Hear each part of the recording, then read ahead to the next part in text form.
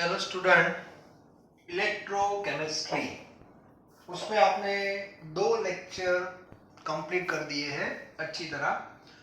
और पूरा जो इलेक्ट्रोकेमिकल सेल है उसका कंस्ट्रक्शन कैसे होता है, 2 सर्किट कैसे बनती है, anode cathode negative positive, flow of electron current, ये पूरा आपने पढ़ लिया। उसके बाद मैंने की पॉइंट्स में उसका पोस्टमार्टम भी किया है कि इलेक्ट्रोकेमिकल सेल से फिलिप्स का बल्ब ऑन होता है, हीटर ऑन होता है, ये बात सही है। लेकिन जब वो प्रोसेस हो रही है तो सेल के अंदर क्या क्या चेंजेस आ रहे हैं वो भी आपको पता होना चाहिए। ओके, तो वो जितने भी पॉइंट्स थे वो सारे मैंने डिक्टेट करवा दिए हैं। सॉल्ट ब्रिज जो है उसका रोल क्या है वो भी बताया था मैंने। हर बार सॉल्ट ब्रिज की जरूरत पड़ेगी ऐसा भी नहीं है। आगे कुछ सेल ऐसे भी होंगे जिसमें दोनों इलेक्ट्रोड एक ही सॉल्यूशन में होंगे, so in that case no salt bridge required. तो ये सब हम देखेंगे। बाद में कितना करंट मिलेगा, कितने चेंजेस होंगे, वो भी मेरे लास्ट पॉइंट में आपको बताया था। ठीक है, आज एक स्टेप थोड़ा आगे जाते हैं। कुछ पॉइंट्स जो है जो हमारी टेक्स्ट बुक जो है उसमें नहीं है, रिप्रेजेंटेशन वगैरह, तो वो सब आज हम डिस्कस करने वाले हैं। ओके, तो फिर से एक बार नोट पेन लेके बैठ जाओ, ऐसा नोट लिखना है। ये जो हमारा पार्ट 1 है इलेक्ट्रोकेमिकल सेल, उसमें नॉर्मली न्यूमेरिकली आएंगे, थियोरेटिकल पोर्शन बहुत कम है, मतलब कॉन्सेप्ट आपके क्लियर होने चाहिए। Okay, so write down first point as a note करके। हमने जो सेल पढ़ा था that is the Daniell cell, और जब दोनों सॉल्यूशन का कंसंट्रेशन 1 होता है that is called standard Daniell cell. तो इसका जो वोल्टेज होता है that is fixed and you can find out from theoretical as well as experimental. तो वो वैल्यू जो है वो मैं आपको बता रहा हूँ। जैसे हमारे घर पे जो पेंसिल सेल होता है वो भी इलेक्ट्रोकेमिकल सेल ही है, तो उस पे जो रेपर है उसके ऊपर लिखा होगा 1.5 वोल्ट, इसको बोलते हैं पीडी। फिजिक्स वाले क्या बोलते हैं, पीडी, और केमिस्ट्री वाले बोलते हैं सेल पोटेंशियल। तो डेनियल का हमें सेल पोटेंशियल पता होना चाहिए। Okay, so write down cell potential, write down cell potential of standard Daniell cell. Cell potential of standard Daniell cell, comma, E naught cell is equal to 1.1 volt or 1.10. Fix है. Okay. Second point, value of E naught cell. Write down value of E naught cell measured by theoretically, value of E naught cell measured by theoretically, bracket में लिखना formula, 2 formula है, A minus C, C minus ए, और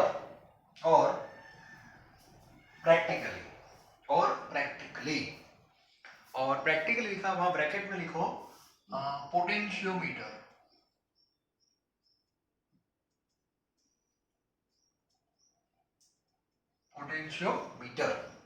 Potentiometer, that is a instrument or circuit which measures cell potential. वो physics में आप देखोगे, practical में। Okay, मतलब सेल पोटेंशियल आपको मेजर करना है। So there are 2 ways, one is theoretical, second is practical. तो ये आपको थोड़ा पता होना चाहिए कि वैल्यू कहाँ से है। हाँ, प्रैक्टिकल वैल्यू इधर उधर हो सकती है थोड़ी, 1.1 से आगे पीछे, लेकिन जो थियोरेटिकल वैल्यू है वो 1.10 आएगी, वो भी हम आगे देखेंगे।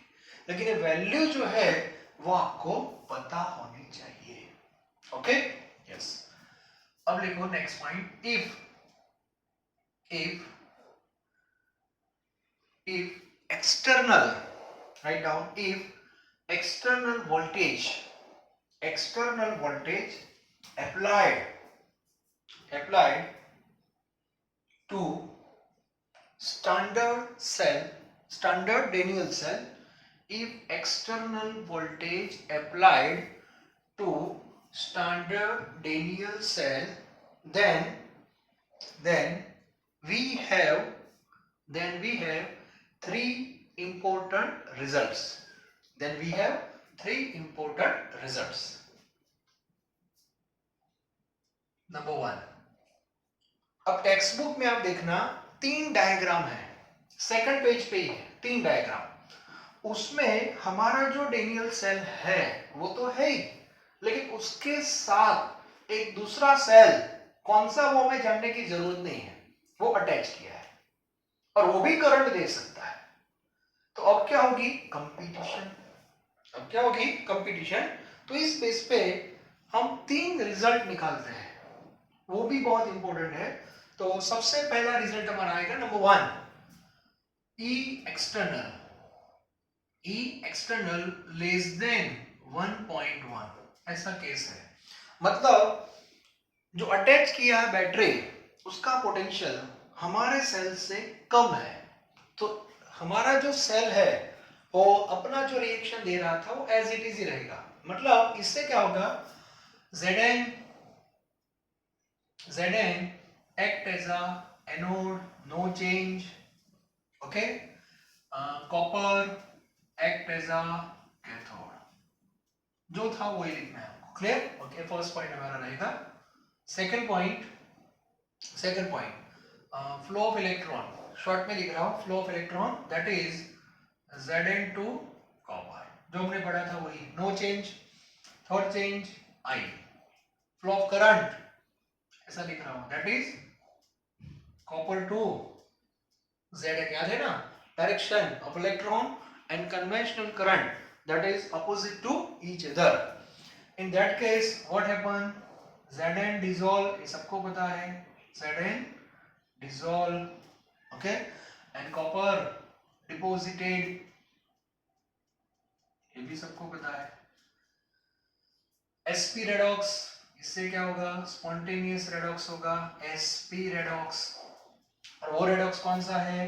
Zn gives Zn2 plus, ये सबको पता है, then Cu2 plus, that is Cu, और sp redox का delta G, that is less than 0, and free energy of the cell, that is decreases, and such type of cell, that is electrochemical cell। ये हमने पढ़ लिया है, ये हमारा electrochemical cell है। मतलब बाहर की जो बैटरी है वो आपने अटैक तो कर दी, लेकिन इसका जो वोल्टेज है वो लेस देन 1.1 है, तब तक ये रिजल्ट आता रहेगा। क्लियर? ओके। अब स्लोली जो एक्सटर्नल वोल्टेज जो है उसको ग्रेजुअली अब क्या कर रहे हैं? इंक्रीज कर रहे हैं। ओके, तो ये फर्स्ट केस था। अब हमने एक्सटर्नल वोल्टेज को इंक्रीज किया, it means E external and that is equal to 1.1। अब क्या होगा मुझे बताओ? मतलब दोनों का पावर सेम हो गया। हमारा डेनियल 1.1 का था तो वो भी 1.1 हो गया। यस। अब क्या करोगे? तो दोनों जो ऑपोजिट फोर्सेस है उसकी वैल्यू सेम हो गई। So in that case no electron, no I and no reaction होगा ही नहीं, no reaction. That is like equilibrium condition, आप ऐसा बोल सकते हो। ठीक है, चलो अब थर्ड स्टेज क्या होगा मुझे बताओ? हमने वो ऑस्मोसिस पढ़ा है, पता है ना? ऐसा ही है। सबसे पहले ऑस्मोसिस होता है स्पॉन्टेनियस, उसके बाद हम प्रेशर अप्लाई करते हैं। कितना? Minimum pressure required to stop osmosis, process बंद हो जाएगी। Okay, that pressure is osmotic pressure. और यदि आपने ऑस्मोटिक प्रेशर से ज्यादा प्रेशर अप्लाई कर दिया तो नॉन एसपी प्रोसेस होती है and that is reverse osmosis. Okay, तो इसमें भी ऐसा ही है। तो थर्ड केस हमारा क्या होगा? E external that is greater than 1.1। तो ये सारे पॉइंट्स हमारे जो थे वो रिवर्स हो जाएंगे। ठीक है, तो ये लिख दो पहले, first and second case. Text book में तीनों का डायग्राम भी है, छोटे छोटे डायग्राम ड्रॉ कर सकते हो, लेकिन कोई जरूरत नहीं है। चलो थर्ड केस यहाँ लिख रहा हूं मैं, ये हो गया ग्रेटर देन। ओके, Zn क्या हो जाएगा बताओ? मतलब एनोड हो जाएगा कॉपर और Zn हो जाएगा कैथोड। इलेक्ट्रॉन का फ्लो कहां से कहां होगा? उल्टा हो जाएगा। इलेक्ट्रॉन का फ्लो कॉपर से Zn हो जाएगा और I का फ्लो Zn से कॉपर हो जाएगा। डिसॉल्व कौन होगा? डिसॉल्व कॉपर होगा और Zn क्या होगा? डिपॉजिट होगा। रेडॉक्स होगा लेकिन sp नहीं, नॉन sp रेडॉक्स होगा। नॉन sp में A+2 और A 0 हो जाएगा और A 0 से A हो जाएगा आपका +2 हो जाएगा। A भी रेडॉक्स ही है लेकिन A रेडॉक्स आपका नॉन sp हो जाएगा। Delta G greater than 0, free energy of the cell that is increases. In that case this cell behave like most important, and that is electrolytic cell. Yes, be clear होना चाहिए. Okay, third case important. अब आपको पता चल गया कि मैंने आपको बताए थे कि आपको दो सेल पढ़ने हैं बेसिकली, इलेक्ट्रोकेमिकल और इलेक्ट्रोलिटिक सेल। तो दोनों का जो बेसिक फंडा है वो आपका क्लियर होना चाहिए। Both related with redox, but one cell related with sp redox and another that is non sp। एक सिंपल है ऑस्मोसिस जैसा ही मैंने आपको बता दिया। बात समझ आ रही है? ओके, तो पूरा देखो उल्टा हो गया। अब ज्यादातर स्टूडेंट जब डेनियल पढ़ेंगे तो उनके दिमाग में तो ओरिजिनल डेनियल सेल ही होगा, लेकिन एमसीक्यू में जेडबल नीट वाले जो है वो थर्ड केस को अप्लाई कर देंगे। थर्ड केस के बेस पे आपको सब लिखना है और थर्ड केस के बेस पे आप लिखोगे तो पूरा नेचर उल्टा हो जाएगा। तो रेडॉक्स जो है वो sp भी होता है, नॉन sp भी होता है, क्लियर होना चाहिए। दोनों का इंपॉर्टेंस है। sp रेडॉक्स जो है वो आप देखना, अभी हमने देखा sp रेडॉक्स वो इलेक्ट्रिसिटी देता है, conversion of chemical to electrical होता है और इसमें इलेक्ट्रिकल टू केमिकल हो जाएगा, पूरा प्रिंसिपल चेंज हो जाएगा। आप बोलोगे तो इसमें से क्या मिलेगा? Product. You will see next part. और देखना इलेक्ट्रोलिटिक सेल आपको क्या देने वाला है। तो ये तीन सेल, तीन जो रिजल्ट है वो बहुत इंपॉर्टेंट है। तो एक कॉन्सेप्ट भी आपका क्लियर होना चाहिए। ओके, अब आगे बढ़ते हैं। चलो अब हम ये जो सेल है इसके जो छोटे छोटे पार्ट है उसको हम वन बाय वन बाहर निकालते हैं और उसके बारे में थोड़ा देख लेते हैं। इलेक्ट्रोड किसको बोलते हैं, उसका रिप्रेजेंटेशन कैसे होता है, वो सब हमें पता होना चाहिए। ओके, तो सबसे पहले हम बात करेंगे इलेक्ट्रोड। ये सब टेक्स्ट बुक में प्रॉपर नहीं दिया है, तो टाइटल लिखना है ऐसे, types of electrodes, okay, and scientific और symbolic, चलो, and symbolic representation।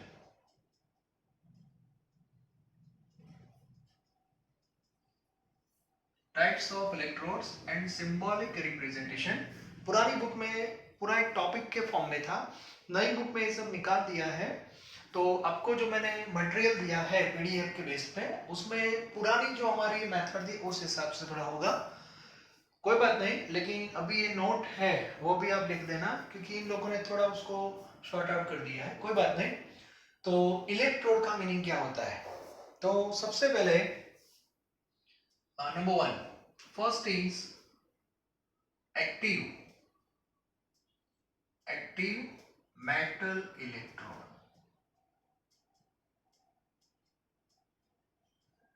Active metal electrode, इसका मीनिंग हुआ simple, active metal it means metal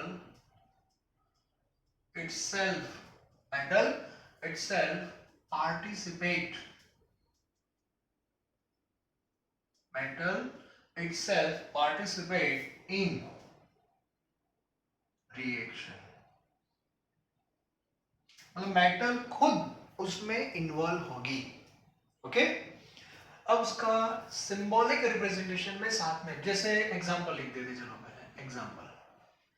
तो डेनियल सेल हमारा जो था उसमें ये बीकर था और उसमें यहाँ पे जिंक था, ओके, और यहाँ पे सॉल्यूशन था। किसका solution? Zinc sulphate, that is aqueous. तो इसको इलेक्ट्रोड बोलते हैं। नई बुक में इसको ही इलेक्ट्रोड बोलते हैं, फिक्स। पुरानी बुक में ऐसा कॉन्सेप्ट था, ये जो Z-N-रोड है दैट इज इलेक्ट्रोड, और इस सॉल्यूशन को अलग रखा था। और इलेक्ट्रोड प्लस सॉल्यूशन का जो कॉम्बिनेशन है that is called half cell. अब ये नई टेक्स्ट बुक में इलेक्ट्रोड हाफ सेल, सबका मीनिंग सेम ले लिया है, इसीलिए थोड़ा वेरिएशन रहेगा, थोड़ा पैम्पलेट और नई बुक के हिसाब से। कोई बात नहीं, टॉपिक को हम इजी फॉर्म में ला देंगे।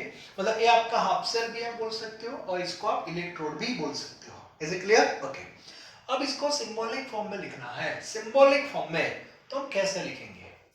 तो उसके लिए देखो सिंपल, पहले आपको क्या लिखना है? Formula, formula of metal, formula of metal, then active ion, active ion of metal और सॉल्यूशन, दोनों आप लिख सकते हो, ओके। तो सबसे पहले formula of zinc, that is Zn solid, बाद में स्लैश एक्टिव आयन, तो सॉल्यूशन में आप एक्टिव आयन कौन सा देख रहे हो? Zn2+ भी आप लिख सकते हो, और Zn2+ आपको नहीं लिखना है तो आप ZnSO4 भी लिख सकते हो। ऐसे ZnSO4 एक्चुअली Zn2+ ही है, लेकिन कुछ रिप्रेजेंटेशन में सॉल्यूशन भी लिखते हैं और कुछ लोग आयन भी लिखते हैं, ओके, दोनों सही है। तो यहाँ पे कॉपर है तो Cu सॉलिड होगा, तो Cu2+ होगा, Ag है तो Ag सॉलिड होगा, Ag+ होगा, लाइक दिस, ओके, क्योंकि Ag का एक्टिव आयन Ag+ है। तो एक रिप्रेजेंटेशन हो गया active metal electron, okay. Second जो होता है वो इनर्ट होता है। इनर्ट इलेक्ट्रोड जो होते हैं, इनर्ट इलेक्ट्रोड, इनर्ट इलेक्ट्रोड, अब नाम से ही आपको पता चलेगा कि वो इनर्ट है। इसका मीनिंग कि वो खुद रिएक्शन में इन्वॉल्व नहीं होंगे। तो उसमें नॉर्मली पीटी आता है, पीटी है, और नॉन मेटल लाइक ग्रेफाइट, ये सब आप इसमें ऐड कर सकते हो, और इसका कोई रिप्रेजेंटेशन नहीं होता, ओके। थर्ड, थर्ड जो होता है that is active gaseous electron, active gaseous electron.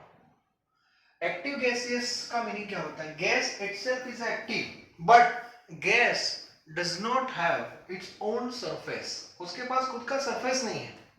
Reaction में इन्वॉल्व तो होगा वो गैस, लेकिन सरफेस नहीं है। तो इसमें आप देखना सरफेस प्रोवाइडिंग सब्सटेंस आपको यूज करना पड़ेगा, और सरफेस कौन प्रोवाइड करेगा? वो जो खुद इनर्ट होना चाहिए। नॉर्मली आप देखना गैसियस इलेक्ट्रोड जो रहेंगे उसमें एक थर्ड कंपोनेंट भी होगा, जस्ट प्रोवाइड सरफेस। इसमें इसकी कोई जरूरत नहीं है, क्योंकि metal itself has own surface, metal के पास खुद का सरफेस है, उसको कोई थर्ड एजेंट की जरूरत नहीं है। क्लियर? चलो अब इसमें कैसे लिखेंगे? तो सबसे पहले तो इनर्ट लिखेंगे, कौन है? सपोज पीटी, पीटी इनर्ट है। बाद में जैसे फॉर्मूला ऑफ मेटल है वैसे यहाँ पे फॉर्मूला ऑफ गैस, वो भी आप लिख सकते हो, और यहाँ पे उसका एक्टिव आयन, बस ऐसे। तो हाइड्रोजन की हम बात करें तो Pt है, formula of gas that is H2, और उसका एक्टिव आयन H+। क्लोरीन है सपोज PtCl2, तो उसका एक्टिव आयन होगा Cl-। फ्लोरीन है तो PtF2, उसका एक्टिव आयन है F-। ब्रोमीन एक ऐड कर रहा हूं मैं, लिक्विड, हाँ ये लिक्विड वाला ऐड कर रहा हूं मैं यहाँ पे, Pt टेक्स्ट पैम्पलेट में नहीं होगा, Br2 और Br-, क्योंकि ब्रोमीन है वो लिक्विड फॉर्म में होता है, तो मैंने ऐड कर दिया, ओके। ये सब गैस है ऐसे। पीटी को आप ऐसे कॉमा करके भी लिख सकते हो, ठीक है। अब मुझे बताओ ये सब बीच में जो ऑब्लिक करके लिखा है वो क्या है? सरफेस केमिस्ट्री, इंटरफेस, याद है ना, हेटेरोजेनियस सिस्टम, बाउंड्री, यस, दो फेस के बीच में बाउंड्री है और कुछ नहीं है। तो एक रिप्रेजेंटेशन होता है इलेक्ट्रोड का, और you can say half cell according to new text book. तो ये रिप्रेजेंटेशन हमारा हो गया इलेक्ट्रोड का। अब केमिस्ट्री की जो लैब होती है उसमें ये सारे इलेक्ट्रोड अभी इंडिविजुअल है, किसी को किसी के साथ कनेक्ट नहीं किया है और उसका एक सिंबॉलिक रिप्रेजेंटेशन है। क्लियर? अब हम now we are going to form complete cell. अब आपको सेल बनाना है।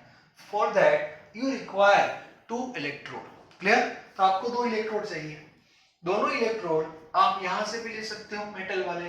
दोनों इलेक्ट्रोड आप यहां से भी ले सकते हो, एक यहां से एक यहां से, कॉम्बिनेशन आप कोई भी ले सकते हो, डजंट मैटर। ठीक है? अब जो सेल बनेगा उसमें 2 इलेक्ट्रोड ले लिए। Now one undergoes oxidation, another undergoes reduction, तो उसका भी एक रिप्रेजेंटेशन होगा।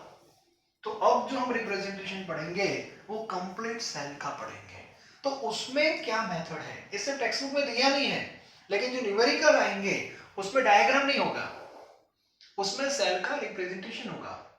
तो सेल को रिप्रेजेंट कैसे करते हैं वो आपको पता होना चाहिए। ओके? लेकिन उसके लिए इंडिविजुअल जो इलेक्ट्रोड है उनका रिप्रेजेंटेशन भी आपको पता होना चाहिए। क्लियर? तो ये इंडिविजुअल इलेक्ट्रोड का रिप्रेजेंटेशन है या तो हाफ सेल का है। अब हम क्या पढ़ेंगे? पूरे सेल का रिप्रेजेंटेशन। क्लियर? ओके, तो इतना पहले लिख दो, इतना ऐड कर दो। चलो अब आपको टाइटल चेंज करना है, टाइटल चेंज करना है। Okay? Symbolic representation. Next title that is symbolic representation. Symbolic representation of complete cell. complete cell. पूरे सेल को रिप्रेजेंट करना है। तो पूरे सेल को रिप्रेजेंट हम कैसे करेंगे? ओके? तो उसके लिए हमारे पास ये सब इलेक्ट्रोड तो है, चलो सिंपल ही है। मैंने आगे भी बताया 2 इलेक्ट्रोड को जब आप कनेक्ट करोगे और दोनों इलेक्ट्रोड डिफरेंट सॉल्यूशन में है तो बीच में सॉल्ट ब्रिज की रिक्वायरमेंट रहेगी। ओके? तो अभी उस बेस पे हम आगे बढ़ते हैं। तो इन लोगों ने सॉल्ट ब्रिज जो है उसका सिंबल 2 वर्टिकल लाइन ऐसा फिक्स कर दिया है। ओके? क्योंकि 2 साइड होते हैं, 2 सरफेस आएंगे। बाद में 2 इलेक्ट्रोड, हमें पता नहीं कौन एनोड बनेगा कौन कैथोड बनेगा, वो तो रिएक्शन से पता चल जाएगा। Okay? Those electrode act as a anode, so you have to write at left side. Okay? और यहां पे हम किसको लिखेंगे? कैथोड को। और कैथोड जो होता है वो प्लस, एनोड जो होता है वो माइनस। इतना पहले आपको क्लियर होना चाहिए। ओके? चलो अब एग्जांपल सेट करते हैं। सबसे पहले डेनियल। डेनियल में हम इन दोनों को कनेक्ट करते हैं। ओके? और आपको पता है कि डेनियल में जिंक एनोड बनता है और एक कैथोड बनता है। तो जिंक होगा वो लेफ्ट साइड होगा, तो लिखेंगे कैसे? Zn/Zn2+। क्लियर? दूसरी बात एक आपको याद रखनी है, जब भी आप इलेक्ट्रोड को किसी भी साइड में सेट कर सकते हो तो ऑक्सीडेशन नंबर माइंड में रखना। ओके? देखो 0 से क्या हुआ? +2 हुआ कि नहीं? तो 0 से +2 मतलब क्या हो गया? Oxidation, finish. अब यहां पे गलती नहीं होनी चाहिए। कॉपर हमें लिखना है लेफ्ट साइड, लेकिन लिखना कैसे है? उसमें उसका रिडक्शन लिखना चाहिए। रिडक्शन का मीनिंग क्या होगा? 0 से +2 आएगा कि +2 से 0 आएगा? +2 से 0। तो +2 से 0 आपको बनाना है तो ऐसे लिखना पड़ेगा। यस, Cu+2/Cu ऐसे लिखना है, लिखना चाहिए। हाँ, 0 से +2 से 0, दैट इज रिडक्शन। ये फॉर्मेट होना चाहिए। ओके? बाद में जिंक के साथ आप Ag भी सेट कर सकते हैं, या तो कॉपर के साथ Ag। चलो अब कॉपर के साथ Ag जब हम सेट करते हैं, मुझे पता है copper act as a anode, तो कॉपर आगे आएगा, तो Cu2+ आगे लिखना है। देखो ऐसा ऑक्सीडेशन 0 से +2 और Ag को रिडक्शन में दे दो, Ag+Ag ऐसे। क्लियर? प्लस से 0 हो जाएगा। तो ये भी एक मेथड है। ओके? आप बोलोगे सर मुझे यहाँ से एक लेना है और एक गैस लेना है, जैसे पीटी जिंक के साथ मुझे हाइड्रोजन लेना है, तो आप ले सकते हो। तो उसके लिए Zn का ऑक्सीडेशन होता है, मुझे पता है, और हाइड्रोजन का रिडक्शन होता है। तो कैसे लिखोगे हाइड्रोजन? इस फॉर्म में लिखोगे। ये तो 0 से +2 दिखा, +1 दिखाई दे रहा है, हमें तो +1 से 0 दिखना चाहिए। तो उसमें ऑर्डर चेंज कर दो, H प्लस H2 और Pt लिख दो, order change, H plus P2, H plus H2 और Pt हो जाएगा आपका। ओके, तो ज्यादातर पॉजिटिव आयन वाले हमारे सिलेबस में है, लेकिन कभी कभी ये लोग नेगेटिव वाला भी डाल देते हैं। तो नेगेटिव में थोड़ा संभल के, मान लो कि Zn के साथ मुझे Cl डालना है, Cl। अब Cl का क्या होगा आपको पता है, Cl का होगा रिडक्शन। तो लिखोगे कैसे? Cl2 का 0 स्टेट होता है और इसका -1 होता है। तो 0 से -1 लिखोगे या -1 से 0 लिखोगे? बताओ बताओ बताओ। 0 से -1 डिक्रीज हुआ तो वो रिडक्शन हुआ कि नहीं? तो लिखोगे कैसे? एज इट इज ही होगा, मतलब Pt Cl2 Cl-। पुरानी बुक में थोड़ा वेरिएशन था, तो जो पैम्फलेट होगा उसमें आप देखना ऑर्डर मैंने चेंज कर दिया, क्योंकि पुरानी बुक में रूल ऐसा था, जो इंडिविजुअल रिप्रेजेंटेशन होता है यदि वो कैथोड बनता है तो ऑर्डर ऐसे चेंज करके लिखो, लेकिन नेगेटिव में इस बार थोड़ा चेंजेस है। अभी मेथड उन्होंने इजी कर दी है, इजी इन सेंस कि ऑक्सीडेशन नंबर से पता चल जाएगा, वो इजी रहेगा थोड़ा, ठीक है, कोई बात नहीं, वो लोग भी थोड़ा करेक्शन करते हैं तो हमें भी साथ में रहना है। ओके, तो इस बेस पे आप सेल को रिप्रेजेंट कर सकते हो। नॉर्मली आपको लिखना नहीं है, लेकिन फिर भी जब आप लिखते हो तो क्लियर होना चाहिए कि यहाँ जो लिखा वो एनोड वाला है, यहाँ लिखा वो कैथोड वाला है। एनोड वाला जो देख रहे हैं उसमें ऑक्सीडेशन नंबर इंक्रीज होना चाहिए और यहाँ पे डिक्रीज होना चाहिए, ऐसा दिखना चाहिए। ओके, तो ये आपका परफेक्ट होना चाहिए। पुरानी बुक में मैं फिर से बोल रहा हूं, ए रिप्रेजेंटेशन ऐसे था, Cl माइनस Cl2 और Pt, ओल्ड बुक ऐसे था। ऐसा क्यों था? उसका रीजन, वहां पे रूल ऐसा था कि जो कैथोड बनता है उसका सीक्वेंस चेंज कर दो बस। जैसे यहाँ पे हमने चेंज किया, H प्लस को आगे लिखा, H2 और Pt कर दिया, तो इसमें ऐसा ही होगा ना, सीक्वेंस चेंज कर दो। पुरानी बुक में ये रूल थे। ओके, अब नई बुक में थोड़े चेंजेस आ गए, कोई बात नहीं, हम मैनेज कर लेंगे। चलो, अब जो टॉपिक आ रहा है, फर्स्ट स्टेप आपका हो गया, that is representation.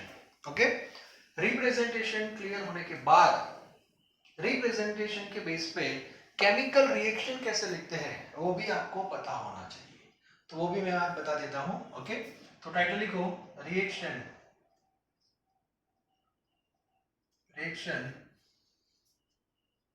as per following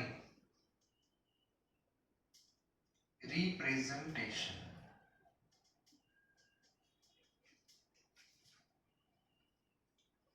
चलो, नंबर 1 पहले डेनियल से स्टार्ट करें।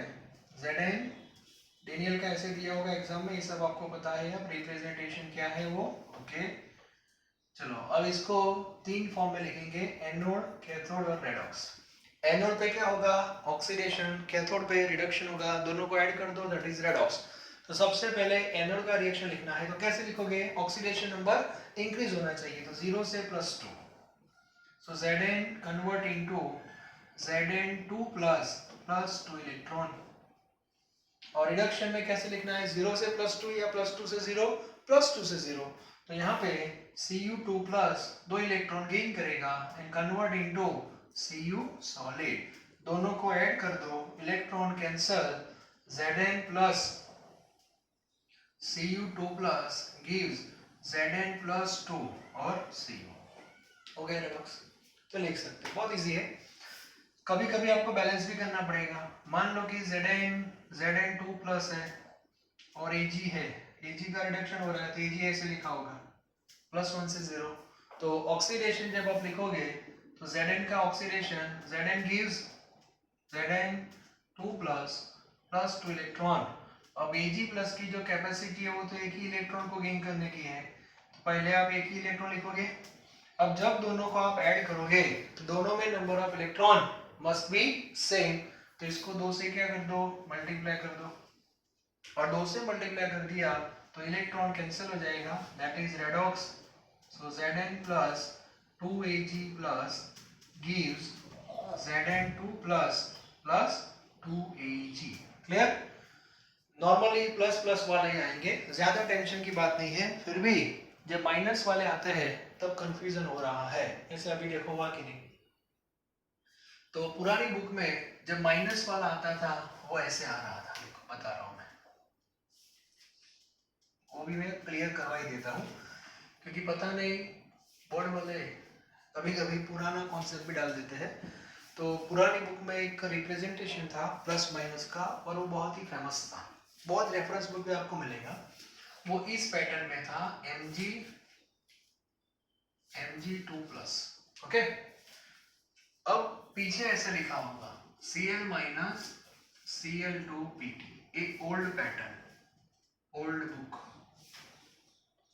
याद रखना। ओके, अभी नई बुक में जो भी रिप्रेजेंटेशन कुछ दिया ही नहीं, उस हिसाब से ऐसा भी हो सकता है, Cl2 Cl माइनस और Pt ऐसे भी दे सकते हैं। जो भी दे, आपको जब रिएक्शन लिखते हो तब कॉन्सेप्ट आपका क्लियर होना चाहिए। ओके, कोई भी नो प्रॉब्लम। चलो एनोड की बात करते हैं। एनोड तो कोई इश्यू नहीं है, सेम ही है। Okay, so Mg gives Mg2 plus 2 electron and that is oxidation. Okay, अब जब आप रिडक्शन लिखते हो तब माइंड में क्लियर होना चाहिए। रिडक्शन जो लिखते हो क्लोरीन का, तो ऑक्सीडेशन नंबर डिक्रीज होना चाहिए, इंक्रीज नहीं। तो पैटर्न कोई भी हो, ए पैटर्न हो या ए पैटर्न हो, आपको लिखना क्या है वो क्लियर होना चाहिए। 0 से -1 लिखना है कि -1 से 0 लिखना है, मुझे बताओ बस।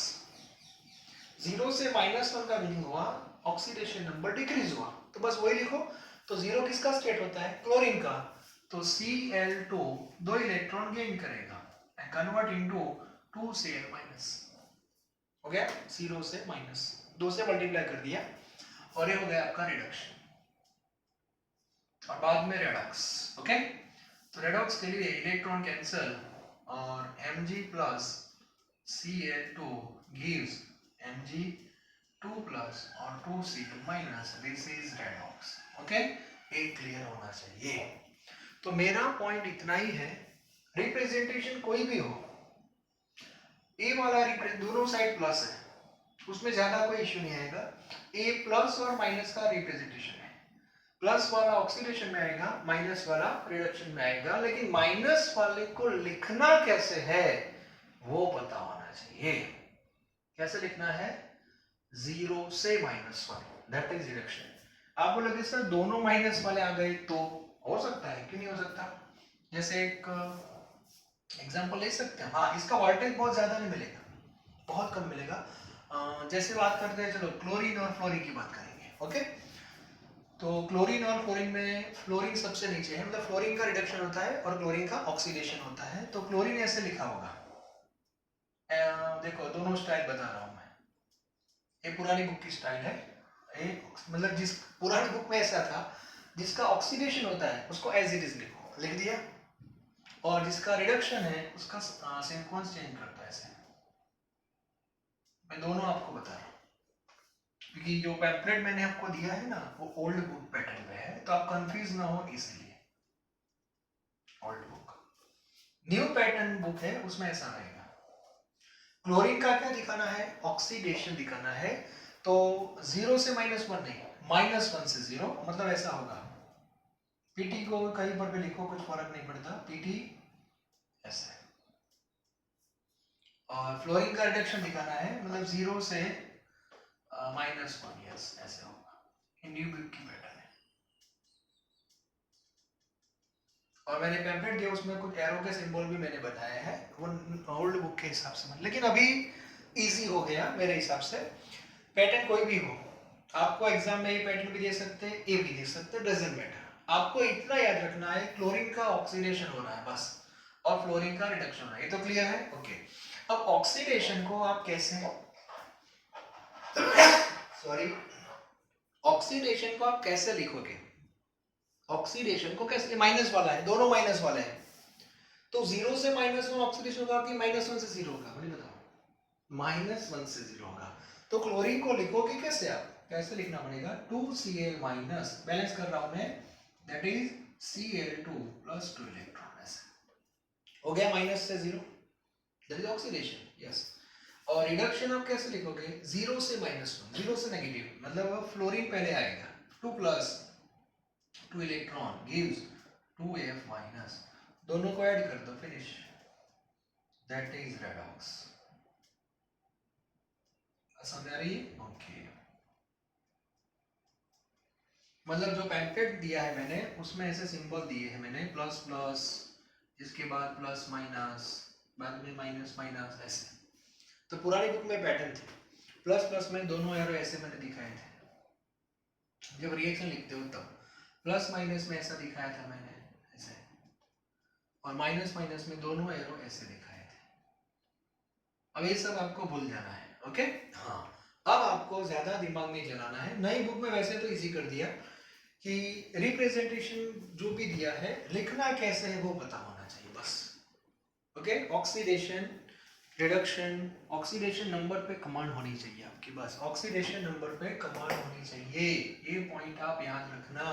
सिंपल है, ये जीरो है, ये प्लस है और ये माइनस है, इन दोनों का कॉम्बिनेशन बहुत इजी होता है। जीरो से प्लस में आप जाओगे दैट इज ऑक्सीडेशन, और जीरो से -1 में आप जाओगे दैट इज रिडक्शन, +1 से 0 में आओगे दैट इज रिडक्शन, ओके, और -1 से 0 में आप जाओगे दैट इज ऑक्सीडेशन, तो पता होना चाहिए, ओके। तो मेन जो रेडॉक्स लिखना कैसे है वो मैंने आज आपको बता दिया, मतलब सभी स्टूडेंट को रिप्रेजेंटेशन का कॉन्सेप्ट क्लियर होना चाहिए, क्योंकि पूरा टेक्स्ट बुक आप देखना ऐसे रिप्रेजेंटेशन दिए होंगे, तो क्या है वो क्लियर होना चाहिए। तो रिप्रेजेंटेशन क्लियर होना चाहिए, रिप्रेजेंटेशन के बाद रेडॉक्स जो हम लिखते हैं वो भी आपका क्लियर होना चाहिए, ओके। तो आज का लेक्चर यहाँ पे था, अब थर्ड स्टेज में आपको जाने वाला हूँ, जो टेक्स्ट बुक में अब थर्ड पेज जो है उस पर हम जाएंगे। ये जो हमारा ई नॉट सेल था उसकी जो फॉर्मूला थी A-C और C-A, वो पूरे सेल का डिफरेंस है। अब इलेक्ट्रोड जो है, इलेक्ट्रोड्स का खुद का भी पोटेंशियल होता है, तो वो भी किसी का डिफरेंस ही होगा ना, तो वहां पे हम जाएंगे, बॉटम में जाएंगे next lecture, okay. Thank you very very much.